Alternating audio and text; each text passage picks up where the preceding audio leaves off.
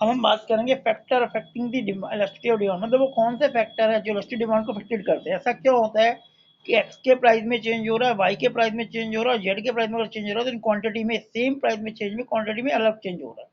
तो कौन से ऐसे फैक्टर है कि भाई अगर अब सॉल्ट का प्राइस बढ़ता है तो उसकी डिमांड में कोई फर्क नहीं पड़ता, लेकिन अगर मोबाइल का प्राइस बढ़ता है तो उसकी डिमांड कम हो जाती है। तो ऐसे कई फैक्टर है जिसको हम factor affecting elasticity of demand कहते हैं। तो देखो पहला पॉइंट करते हैं नेचर ऑफ कॉमोडिटी। भाई कॉमोडिटी के नेचर पर डिपेंड करता है। अगर वो गुड नेसेसरी गुड्स है तो उसकी इलास्टिसिटी इनलास्टिक होगी। इनलास्टिक होगी मतलब प्राइस के बढ़ने पर ज़्यादा चेंज नहीं होगा। जैसे food gain, vegetable, medicine, text book वगैरह, इनकी डिमांड क्या होगी, इनलास्टिक होगी। मतलब प्राइस के जैसे डिमांड में कमी हो सकती है लेकिन बहुत ज़्यादा कमी नहीं हो सकती। ठीक है, अगले पॉइंट में आते हैं। पहली बात तो करी हमने लग्जरी गुड्स की। सेकंड पॉइंट आता है when the goods are comfort like fan, refrigerator, तो उनकी जनरली डिमांड इलास्टिक होती है। इलास्टिक होने का मतलब क्या है कि प्राइस बढ़ने पर हम उसकी डिमांड को आगे पोस्टपोन कर सकते हैं। मतलब अगर प्राइस राइज होता है तो उसकी डिमांड कम हो सकती है।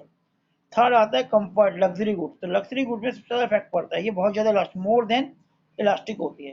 भाई अगर एक एसी 25 का है और 25 से बढ़ के अगर वो 35 का हो जाए तो हो सकता है मैं उसकी डिमांड ना करूँ, और एक कम होकर 15 का हो जाए तो हो सकता है मैं उसकी डिमांड एकदम बढ़ा दूँ। तो लग्जरी गुड्स की डिमांड ज़्यादा इलास्टिक होती है, कंफर्ट की कम, और नेसेसरी गुड्स की लगभग इनलास्टिक होती है। तो किस पर डिपेंड करता है, नेचर ऑफ गुड्स के ऊपर, पहला वाला पॉइंट। सेकंड है अवेलेबल ऑफ सब्स्टिट्यूट।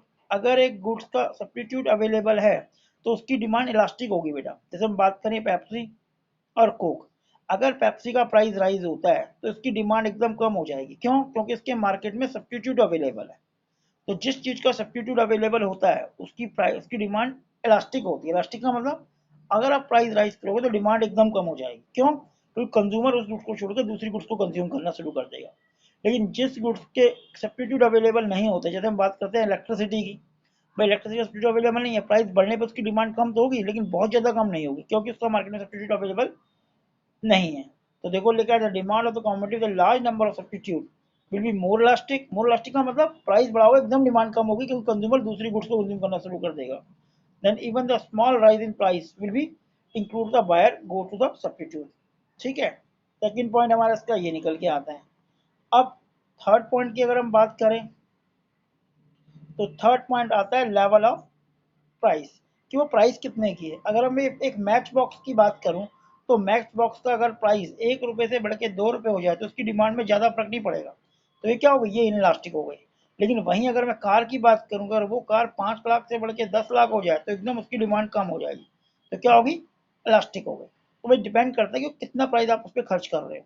तो जितनी उसकी कॉस्ट कम होती है वो उतनी इलास्टिक होती है, जितनी कॉस्ट ज़्यादा होती है उतनी इलास्टिक होगी। इनलास्टिक का मतलब बेटा प्राइस के चेंज होने पर डिमांड में कम चेंज होना। देखो लिखा है the level of price of elastic depend costly goods like laptop, AC heavily elastic होते हैं। Their demand is very sensitive in change in price. However the demand of inexpensive like needles, match box is inelastic. इनके price के change होने पर demand में इतना change नहीं होता। ठीक है, अगली बात करें पोस्टपोन कंजम्पशन। पर जिस चीज़ का कंजम्पशन आप पोस्टपोन कर सकते हो वो ज़्यादा इलास्टिक होगी, कि भाई एसी मैं इस साल नहीं खरीदता, अगले साल खरीद लूंगा। लेकिन मेडिसिन की अगर मैं बात करूं तो मुझे परचेज करनी पड़ेगी।